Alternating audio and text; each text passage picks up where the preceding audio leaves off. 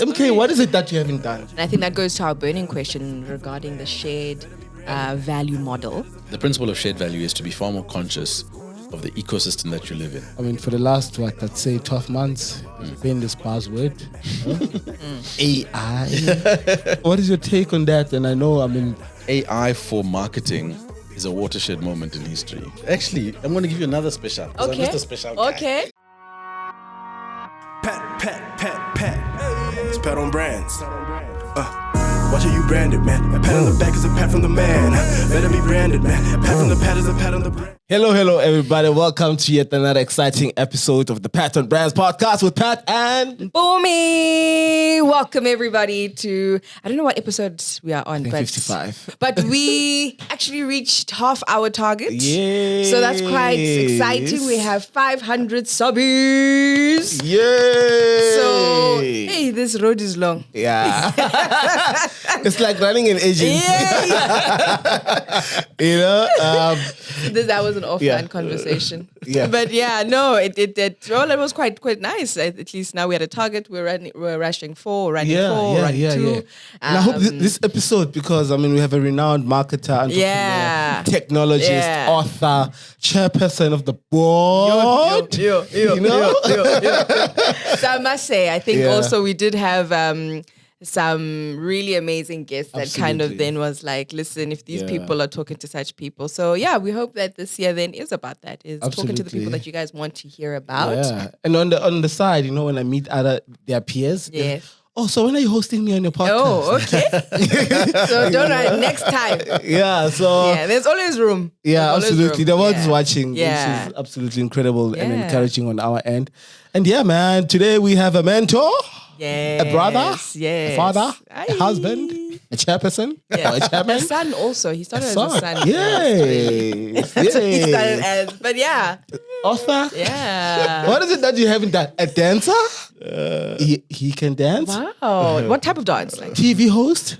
He once had a TV show? Aye. There's nothing that you haven't done. You're very good at sports as well. Our last guest was a radio DJ. Yeah. So maybe there's a thing here. Yeah, but MK, what is it that you haven't done? That's the thing. Yeah. Before we say who this person is. Yeah. Pilot? Yeah.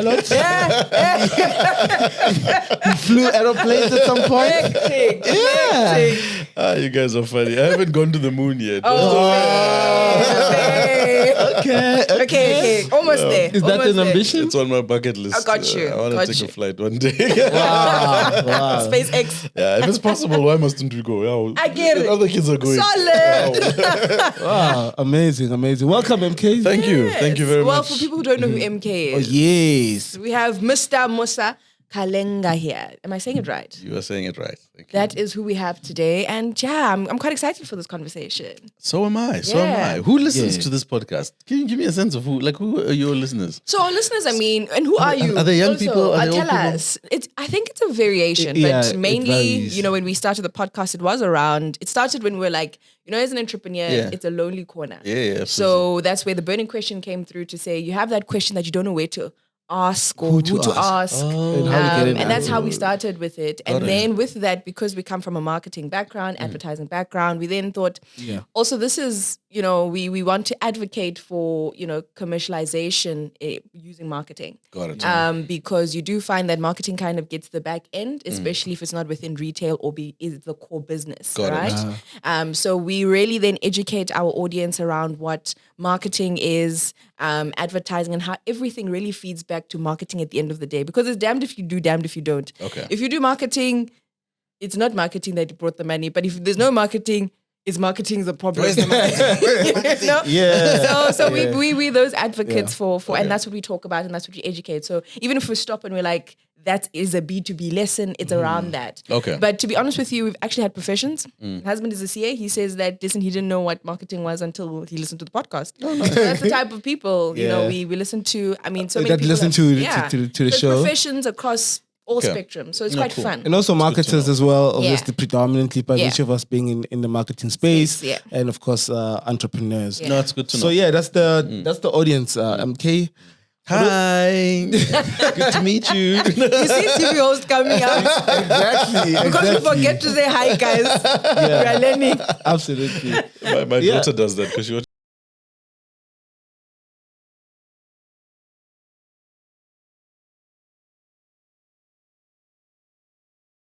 Don't know who Musa Kalenga is. I mean, someone maybe they have been living under A rock. somewhere, or they're not in the space. Yeah. Or they don't know Pat, because I think if you know Pat, then you'll know Musa. Oh, really? Somehow. Somehow. Yeah. Yeah. No, look, I'm. I first and foremost, I'm a father and a husband. First and foremost, right? So, I pride myself on my family. It is, I suppose, the reason why we do all these crazy things. Yeah. As men or generally?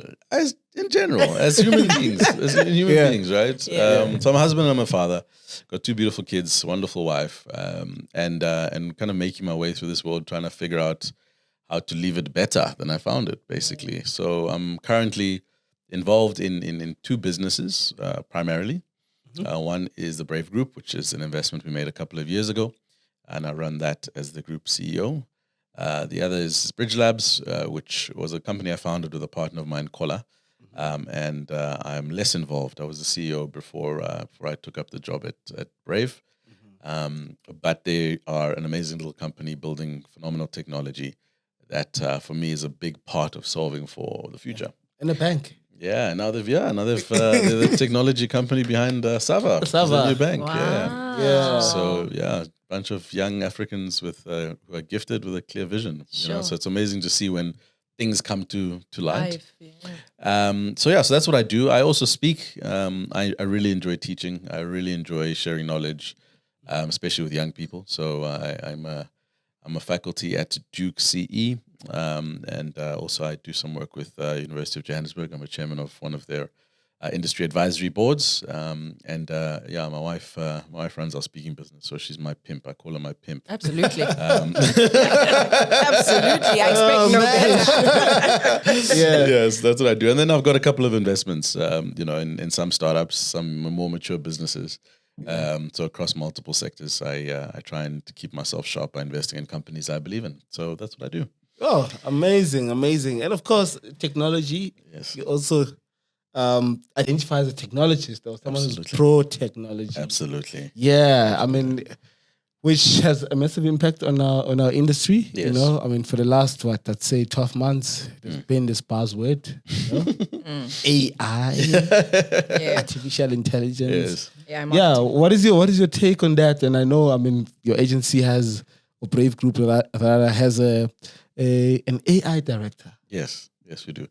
Yeah, so I'm a pro. I'm pro technology. I think, but I have to understand how humans behave. Humans don't like change, right? So in general, people don't like change. So I always have to temper myself with that understanding.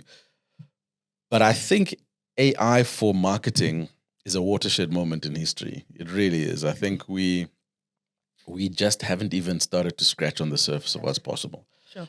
And the problem is that a lot of people are scared to start scratching, because if they start scratching, it means I have to find something else that I need to do that is not what I'm used to doing. And that's the discomfort that creates a bit of dissonance and uptake. But if you just look at the stats, I was reading a report by Contagion the other day and just talking all about AI and preparedness for AI, and how agency leaders all over the world are thinking about AI. 47% of the leaders they spoke to hadn't necessarily started even thinking about what to do from an AI perspective. 47. That's globally, not South Africa. Sure. Right. So that's almost half of agency leaders that are going, I know this thing, but I haven't started doing anything. All right. Which is a massive, massive number. Secondly, there is not really a burning platform for you to start shifting and changing the things you've always done. If it kind of works and we kind of know how it works and we're comfortable with the variables, why change it, right? Okay. And I think a lot of people are in that space in marketing, in advertising, because it's very much about relationships, right? Our business is, I think, disproportionately reliant on relationships, in my opinion. Hectic. Right? And so is it about Ukrisina or is it something? Well, it's who you know. You know, the industry's small. So you grew up with, I mean, once upon a time, we were assistant brand managers together. Absolutely. We drank in the streets, satawa together. Now you're a CEO, what? Now I come to you and I get to work, you know. Yeah. So it's very much that, right? Sure. Which by itself is not a problem. But the over-reliance of it is where there's a problem, right? So you then build a company, you then set up an agency, and it's just based on who you know, right? So you know Pat, you know Mpumi, you know da. You got a bunch of clients, you start selling to them. Fantastic. When it comes to actual competing, like Mpela competing, you're not really competing on your output. You're competing on who you know, right? Okay. And then what's your take on the many awards shows that are out there that are supposedly celebrating creative excellence and creative effectiveness, for example? Now you want me to become controversial. Okay, are you gonna reserve your comment on that? Look, I'll give you my point of view. Yeah. I think they're trying to do the right thing. I think effectiveness platforms, awards, and all that kind of thing is trying to do the right thing. But I go back to the original statement. If you've got an award ceremony that's trying to celebrate effectiveness, creativity, etc., and the very people that are in the industry are also the referees and the players, and the very same network is small. Yeah. You kind of It's the same game. You It's the same get what I'm people. saying, right? Yeah. So it just gets, it's a smaller microcosm of the bigger problem. Yeah. You know, should we not have them? Of course we should have them. I think they can be done differently. I think they should be done differently for us to get actual value, because what you'll start to see is that it becomes the same faces, becomes the same brands, it becomes the same, you know, and that becomes tricky. It becomes disheartening for a startup agency or a younger marketing business, because you just like, you don't have the network because you don't have the relationships, right? Starting point number one. Number two, let's say you do amazing work. You enter it, none of your people are sitting around the table when the judging is happening. Like, who's Pat? Who's Pat? The point, Pat on Mang? Why is he on top of somebody? You know? So it's a microcosm of the bigger problem, in my view, right? So yes, they're nice and they should be there. We need some standards. We need all that stuff. Yeah. But I think we can do it fundamentally differently. Sure. Now, going back, I think you spoke about investments in different spaces and you have quite a lot of stuff going. And I think that goes to our burning question regarding the shared value model that Pat was raving about. And I think it's quite interesting. And maybe if we can go into that, because that then goes to the solutions we're building in changing some of these issues within advertising, you know, and marketing space. Yeah. So it's a great question, and I think I'll probably start by reflecting on it, because it's really a reflection of my own journey, if I'm to be honest, right? Okay. So I'm not a big fan of the agency model, you know, the traditional agency model. Yeah. I've worked in professional services for most of my life. I've been very fortunate. I worked very young for my dad's consulting business, which used to do a lot of corporate consulting, did a lot of stuff for GRA, restructuring of, you know, government businesses. And I was late teens, you know, into my 20s. So I understand service businesses. I really do get them. But when I started interacting with agencies, there was something that sat uncomfortably with me about the way the businesses were ran. And I had to really sit and reflect on that, because that discomfort has never left me. Yeah. I remember the first time I met. I'm so sorry to interject. You know how I met MK? So he wrote a book, Letters and Trampolines, and I read it. Oh, Ladders and Trampolines first. Yeah. Yes. Oh, okay. Because I went and I was like, is it after or is it before? No, Got it you. was before. Okay. And I was so inspired. Yeah. And I so happened to know his brother, Oh. Lubuto. Yes. Okay. Yeah. Then I like Lubuto. I need to Come on now, bro. I need to make it Come on, trampoline. bro. I remember. I hope we can touch base on it, because it's such a also brilliant I'd say take, you know, on one's journey and on one's career. Wow. Then I'm like, Mabuto, man, you gotta give me this man's Come numbers, on, man. you know? Hey, Mabuto like, nah, brah. I'm Mabuto. I can Lubuto, sorry. Lubuto. Then he's like, I'm only gonna give you the email address. I'm like, Talk about gatekeeping. But I was like, hey, you know, I'll take it. What are the chances that he will respond? Yeah. Through Bob's. responded within minutes. Then we met the same day. Actually, I sent the email. Man. Then he was like, I'm in Sandton, so if you don't mind, you can come through. I'm here until 3. Actually, I even got there late, and because I was commuting. Yeah. You know? But I mean, to show that you were committed to this. And boom. Caught a Gautrain, go to Sandton, Now you're running. got a wrong text, Yo. passed where he was. But ultimately, I met with him. And I think I must commend you, Musa, for that. Very few people actually give the time. Time and wait and even respond to our emails, And he responded. And I must say, and props to that. And that was the beginning of our journey together. It was. And I'm really grateful for that. Yeah. I remember him on top billing, but needless to say, continue. Top billing. Actually, I was phrasing that. You were. Yeah. Did they cameo? I didn't And I'm putting you on. No, Musa put me on the time. So in the beginning, I was because I did a lot of work with Tebe right in the beginning of my career. And he mentored me a lot around the dynamics of how agencies work. I mean, his focus was obviously branding. Yes. And I came in and I brought a slightly different element, but I started to understand the dynamics. And I quickly understood because I knew service businesses, but agency, and I was like, something doesn't feel like 100. It's like, I get it. I can rock with this, but there's something. And that feeling had never left me, right? I started my own business. I worked in, medium-sized agencies, the whole shebang. I went to client side, and even on client side, I still felt the same dynamic. Even as a client, I try to manage my agency relationships with that in mind. Solid. That feeling. You're already thinking that it's 12 o'clock at night, but I must respond. But you're like, no, but they're humans. You know what I'm saying? It's a client. You know what I'm saying? So you didn't think of firing them first? No. No. Well, when I took the job, I had to fire an agency, but that wasn't my spirit, So when Native was still Native, they were my agency, and I worked with them. And you can probably speak to those guys, the original Native people, Vietnam people. That I tried not to bring that thing that bothered me so much.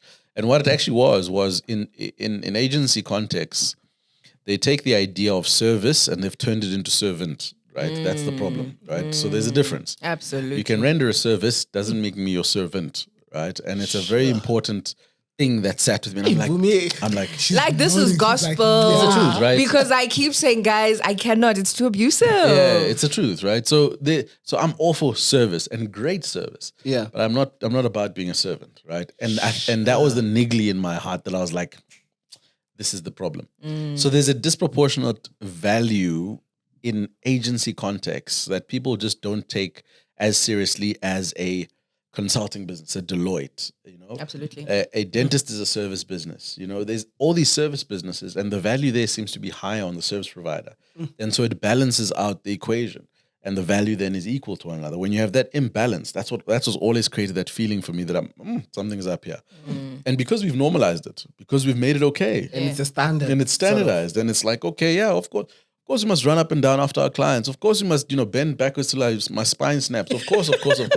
All in the name of service, right? Yeah. Or being agile. It's not right. And at the core of that was what my journey of reflection was around how to do it differently.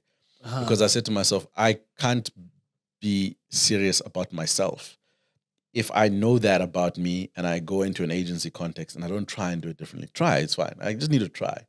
I'm going in with eyes wide open. I know how this thing is, but I have to try, right? And so the Brave Code was my attempt, or is my attempt at trying.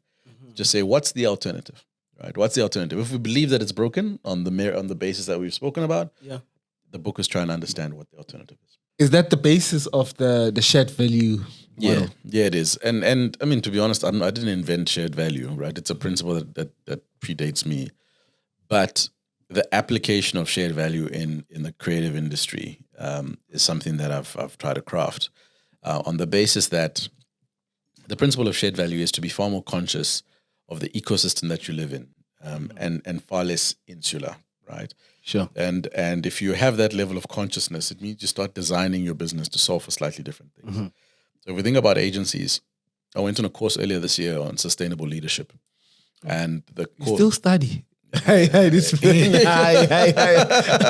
Of course, never stop studying, man. Sure. And the course was really fascinating for me because one thing in particular landed.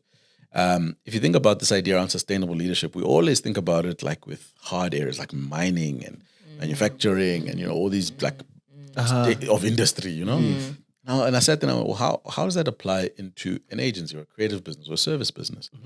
Because the premise about sustainability is how you better manage and optimize your assets to ensure a better and prosperous future for the world. Right? That's the premise. So if you're a mine and you're a core Marikana, they're going to ask you, what are you doing to invest in your community, to mine better, greener methods, yada, yada, yada. Why your assets are, the ground, the stuff under the ground, the machinery. Right? So they're going to ask you those questions.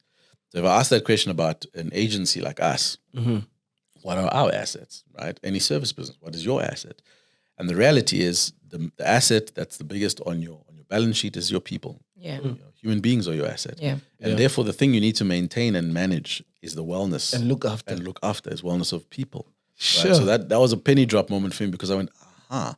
So if that is what we are solving for, then the way we have treated people up until now within advertising and marketing has to change. The way we have treated our assets up until now has to change. Then you ask yourself the question, then why do we have this servant thing? Because the asset is now being made to work 48 hours. The asset is getting briefed last minute. The asset is telling you that it's burning out. The asset is complaining about but you are still doing the same thing. Otherwise, it's going to end up with load shedding. At the very least, right? Sure.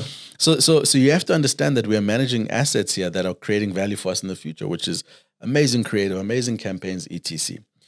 Secondly, our role as an agency is that we operate in an ecosystem. The ecosystem is an acknowledgement that yes, we as an agency service clients. Our clients and ourselves live in communities. Our communities are part of the world.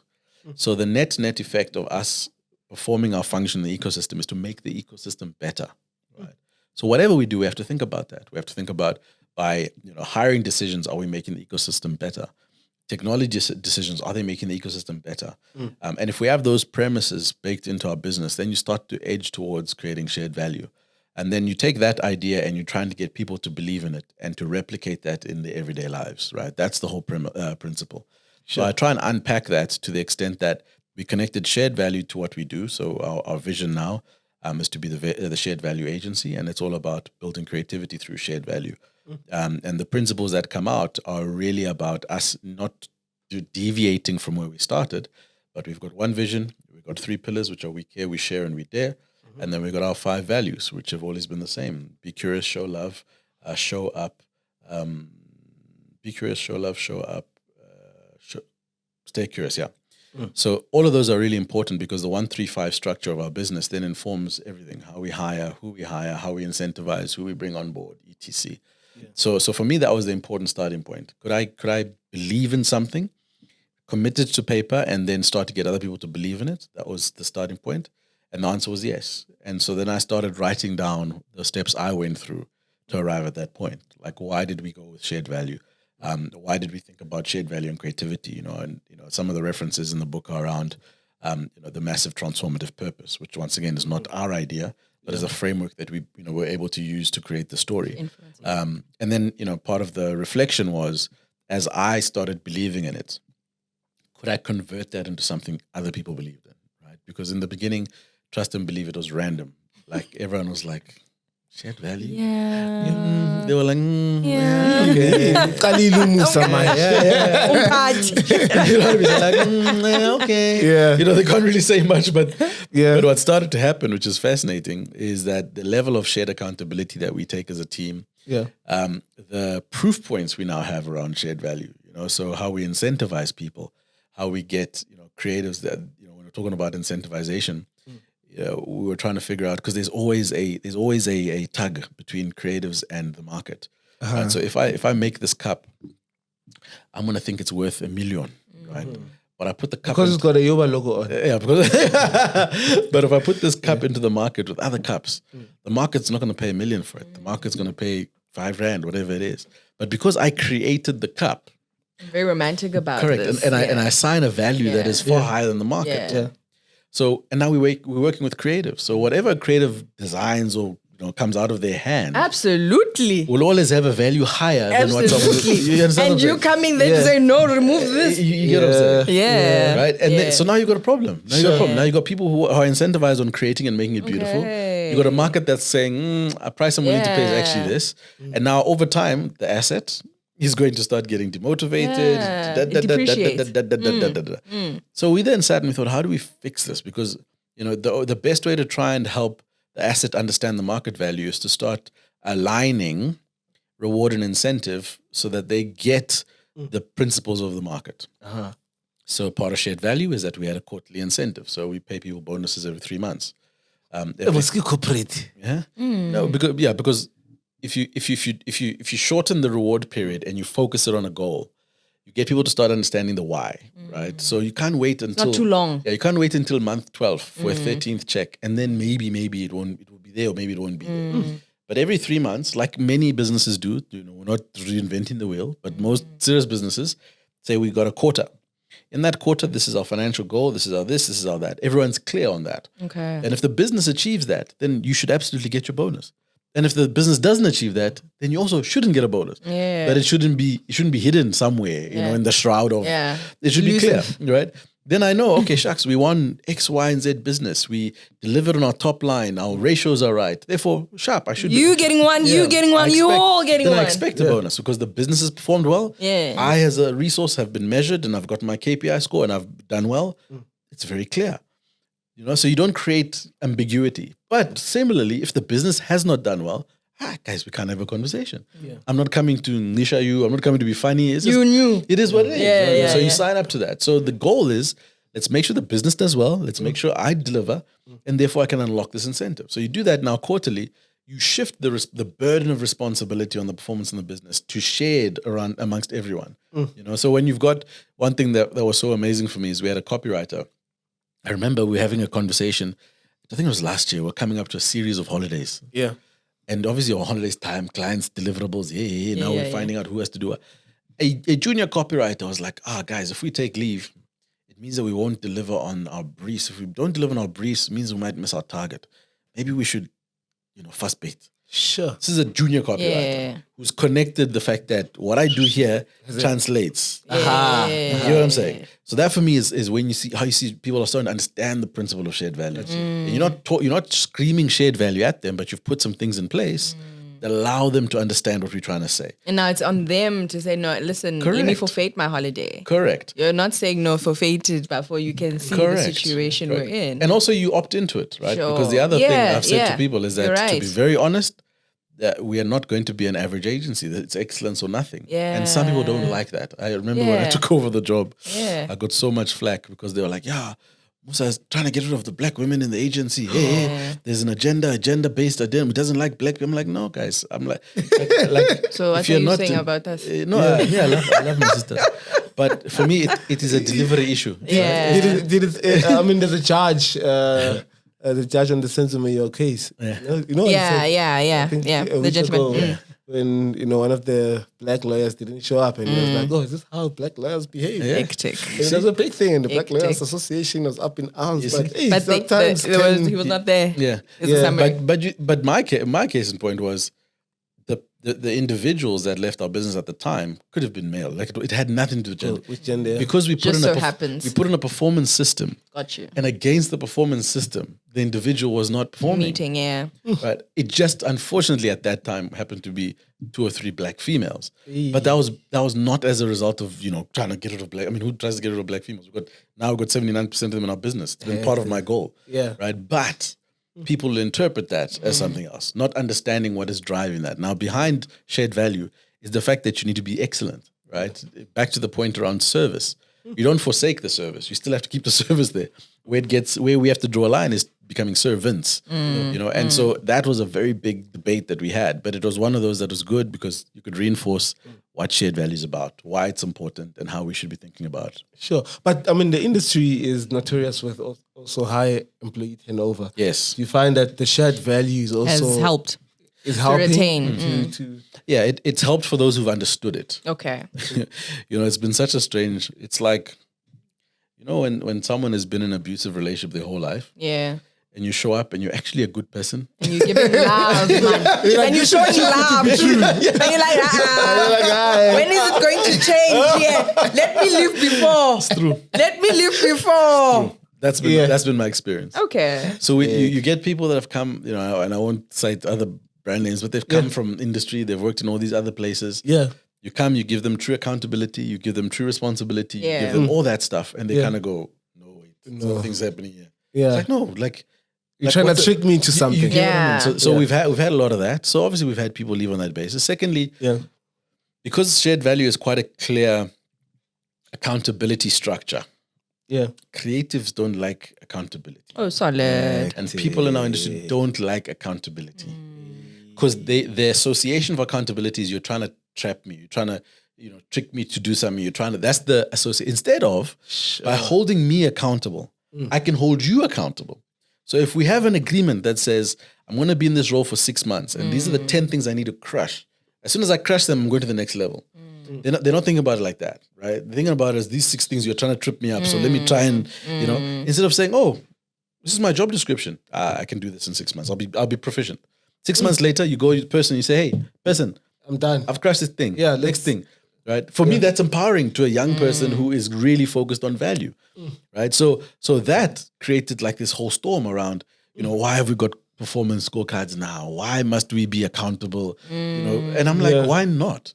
Well, where we were, we've never had accountability. I'm like, well, that's not what we're doing here. So on that basis, a lot of people have opted out, which is also fine, right? Yeah. Because sometimes you fit, sometimes you don't fit. So we've had that, and we've had those learnings, and the trick has been to stick to the plan, because those who are there believe in it. They see it. It's quite clear.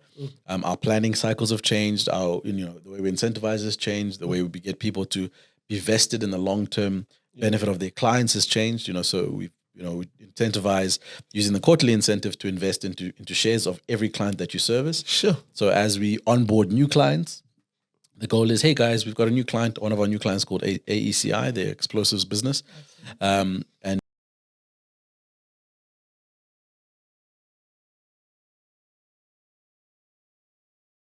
they celebrate 100 years. Oh, 100 years. 100 years. So we were lucky. We've got 3 clients now that are 100 years old. So we've got ACI. So they're centenary businesses, which is amazing. It means Brave Group also is going to... Yeah, you got to ask for that. You got to ask that. Yeah. But when we won the client, I sent a note to the business, said, this is ACI. Nobody knew about them. I didn't know about them at the time. Who got the client? I'm sure. No, we pitched, we won. Yeah. This is the business, is what they do. We started digging a little bit deeper. Really amazing business. I sent a note to the team. Here's how the shares performed. Here's, guys, please invest. So the guys invested in the team. So now when ACI does well, we do well. When the team is vested in this. So now we also get guys to be interested in the business. Like when there's a sales announcement and there's this, something's happened. Could as a shareholder, Galo. You know what I mean? And sorry, hi, can I listen? Exactly. My money is here. Exactly. Nobody to rent. Yeah. That's the mental change we want. Right? Because now you're empowering people to walk into a meeting as a shareholder. Yeah. Not as a service provider. Let alone a servant. Yeah. That's where we're coming from. And when they're working on a brief for this client, they also... There's that excitement of, I am securing a future here. There you go. It's not just a piece of artwork. So that a lot of young people don't get. So it takes a bit of, you guys are older, so you guys have been around. Oh, geez. See youth in Dala.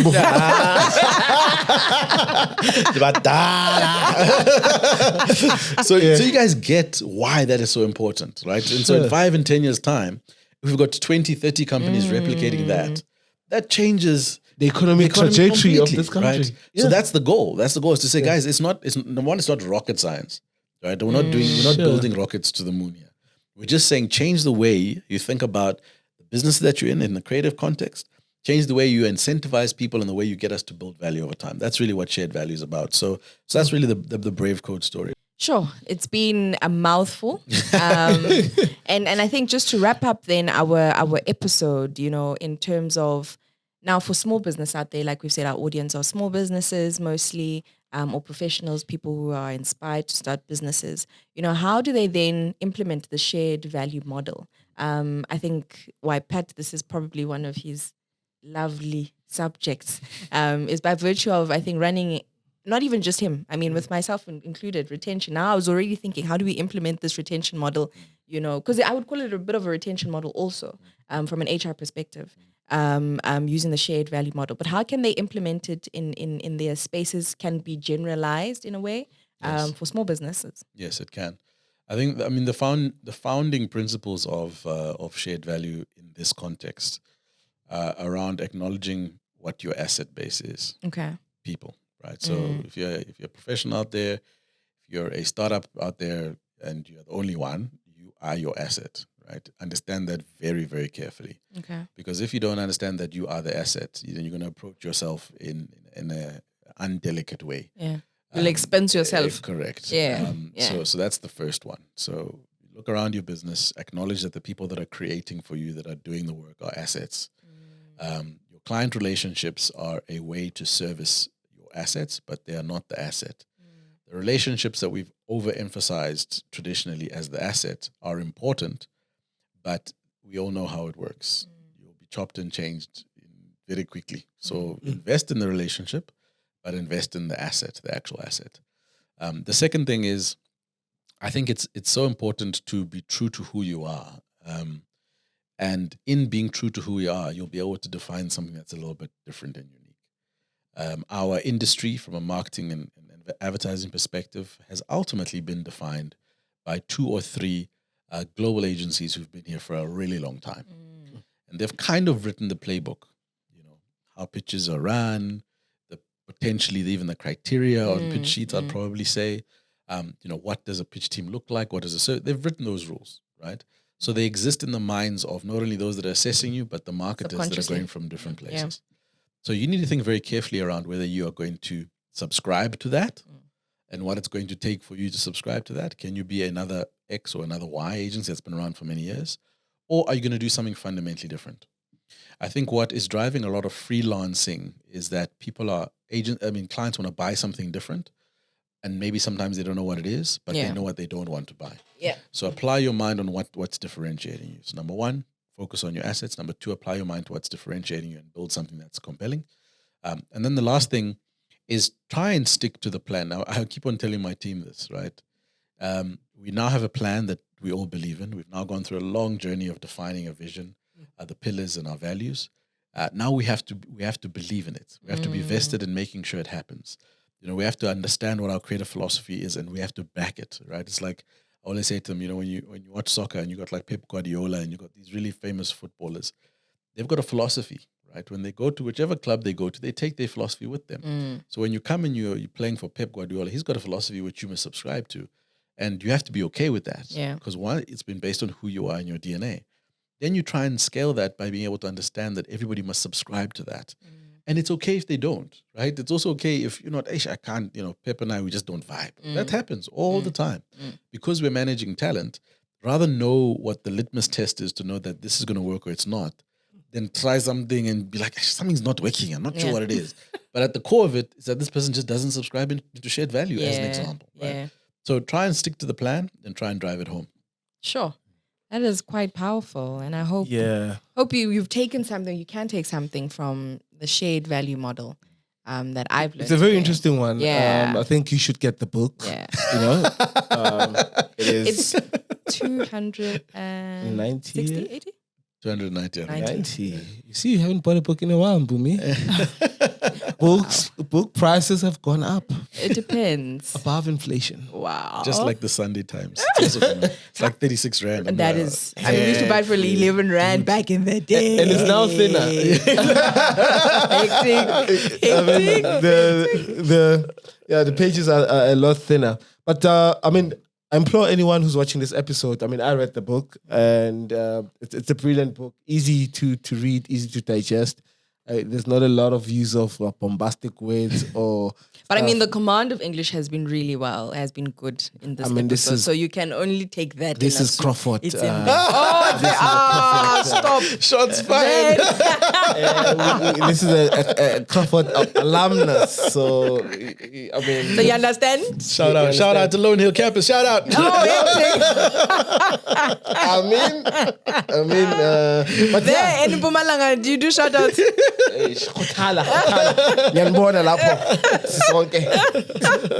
Yeah, but yeah, it's a brilliant book. I personally recommend it. So if you're running a business, I mean, it's most definitely you can read this over a weekend. Actually, it's not really a thick book. You can make some notes, but other than that, I mean, MK, where can they get it? Anyway, all great book dealers, exclusive books, book bound, yeah, you name it. You can also order online. So if you want to get a copy from my site, www.kalenga.me, you can grab it. I found it on your website, yeah. So, Yeah, you can grab it there. But maybe we should run a competition actually here and get a Yeah. copy. Yeah, I'll sign it as Yeah. well. Venezuela, you heard. So definitely, so we will run a competition in the next episode. Check the socials. We'll definitely have a copy up for So grab. I'll tell you Yeah, what to copy do. or two. We'll do a combo. So we'll do the ladders and trampolines and brave coat. Special for your listeners. Though. Yeah. So No, man. yeah, loving that. That's amazing. Love that. But yeah, it's been an absolute amazing show. Yeah, no, but it's not done yet. But absolutely, it's not done. Yeah. It's not done. There's more. So by virtue or by tradition, we have our quiz, right? Yes, ma'am. And our quiz is just to see, you know, who's what is it, smarter than a fifth grader? type thing. Yeah, you're here to expose people. But questions around marketing, branding, advertising. So that's what we ask. So, You're not going to say, what's your favorite dish? Tupperware. no. Or Flora's Captain. No. You're going to keep it. No, we'll All keep right. it. Yeah, we'll keep it. Okay. One. But the thing is, this client is with you guys. Oh no. Never mind. No, never mind. It's the wrong one. But anyway. Yeah. Okay, but it's in financial services. But anyway, which bank gained widespread recognition for its Africanacity campaign? Is it African Bank? Is it First National Bank? Is it Standard Bank? Or is it Absa Bank? Absa Bank. But this is an unfair question Yeah, I was because going to say, when Africanacity was a thing, you had Absa as a client. I mean, Cine also, you know, could have done the research. Cine, come But on. now they want us to tell our stories. no. Question two. I think also this was a client. Cine. Let's see. You worked on McCain, sorry. Yeah, a while back though. Not Okay. yeah. Let's see if you'll remember that. Yeah. When was it founded? McCain. Yeah. Was it McCain Foods? Was it 1950, 1927, 1975, or 1957? Jar. 1957. Okay, maybe maybe shared value had started. Yeah. So he knew the client. Now he was very much, Yeah. you know? Yeah, No. 1957. You You get a remember? pat. You get a pat. Get a pat. Okay. That's two now, eh? Yeah. 2 out of 5. Which brand does not fall under Tiger Brands? Is it Koo? Is it All Gold? Is it Tastic? Or is it Omo? Omo. Yeah, you get a pat. You get a pat. Sina, did you send these questions before? Okay. Maybe I'm just clever, guys. Maybe. Number 4. When was Coca-Cola introduced to South Africa, to the South African market? Sure. Was it in 1920, 1888, or 1928? 1928. That's a pat. Really? Yeah. No, man. No. Number 5. Okay, no, this one can I change it? Okay, change it. Switch it out. Switch it On out. the spot. Switch it out. Why would you guys let No, me be because we're not sure yet. yeah. Got a scandal has come out yet. Oh, you guys, you won't let me be great. Today's date is what? It's the 23rd of March. And there's one particular brand on this very day as we record this episode hosting a massive party. on the 23rd of March, Yes, it's a South African brand. is hosting a party. He's hosting a festival at Nirox Sculpture Park. All right. Can I tell you which one it is? Yeah. Yes, tell us. Yes. What if I get 5 out of 5? What are you going to give me? A hug. This guy. No, he gets a pat, but Okay. now we need to give him more. So the answer is Yeah. Matosa. Out of five. So Wow. you are, I think, Yeah. second or third on the top leaderboard. But Yeah. because we recently introduced it, I think he's number one then. Yeah. So we're starting with Yeah. you. So you're number one Yeah. on the leaderboard. But you're great sports. Thank you so much you. for your time and always, dropping pearls of wisdom. Absolutely. I think we didn't have enough time. We There's a lot we wanted to go through. Yeah, But I think we just wanted to pinpoint. We must on come the back one. before the Yeah, year round ends. two. Round two. Yeah. Call me but back, you're going to yeah. have dialogue. So I think then you'll Yeah. discuss the AI part. In a lot more. great We've got a depth. new product Yeah. that we're launching, by the way. Yeah. Yeah. Dialogue, we're going to talk about it. But Yeah, fantastic. you guys are going to look, you're going Yeah. to sample it. 500. Actually, I'm going to give you another special. 'Cause I'm Okay. just a special guy. Okay. Okay. I'm the weekend Yeah. special. So we're launching a new AI technology. Wow. So I'm going to open it up for all patonbrands subscribers. Wow. Free for 3 months. What? Yes. Guys, take the opportunity, please. So- Ninga Yeah, tell So it show. hasn't been launched yet. So you guys will be the first to be able to. Oh, wow, Wow. man. And so when it's done, Yeah. we'll go talk about it more in your dialogue. Yeah. Yeah. But it's a game changer. Sure, I'm excited. Don't ever tell me I didn't do anything. Nah, don't Yeah, thank you, MK. Thank you, Appreciate Father it. Christmas. Yeah, how do people get a hold of you if they want to chat further? They want to book you to come inspire the teams about Unlike shared Pat values. having an email and you're responding to it. Yeah, no, I'm generally a responsive guy. So Okay. I'm on most of the platforms, Musa Kalenga Speaks. Our website as well, so you can go there and I usually respond within 24 to 48 hours. Okay, great. And I'll tabang you at the website www.kalenga.me. Strip at the bottom. Let's make sure that people have the Hold right the yoba. I've address. never held a yoba. Yeah. Can I hold it? Yeah, sure. You see why people over 35 don't win? It's because of such things. This is how you do. It's got the energy of the youth of South Africa. You understand? Of Africa now. Yeah, Africa. Of Yeah. Well Yeah. done, guys. Keep doing the things, man. Thank you so much. We appreciate you, MK. We appreciate the support. Yeah, and to wrap up, thank you Yeah. everybody. Please, from wherever and whenever you're listening to us, please make sure to tune in, Yep. share with your friends, share with everybody else. You did hear Subscribe. that we have 2 competitions. Yeah. One is the books. 2 books. a signed. combo of letters and trampolines, Yes. and of course the Brave. latest one, the Brave Code. Yeah. Then we also Have the now- subscribers. Yeah. But I think that one you need to also even buy tickets to the dialogue. Somehow I'm sure there you must gotta be give something to get. Yeah. I mean, come on, Come don't on be- now. Yeah. How? Yeah. But yeah, and from myself, it's been an absolutely awesome episode. Till we As meet always, again. as always. Till we meet again. Yeah, from me, Pat Matangugitini. Bye, everybody. Pat. It's Pat on Brands. Watch how you branded, man. A pat on the back is a pat from the man. Better be branded, man. A pat from the pat is a pat on the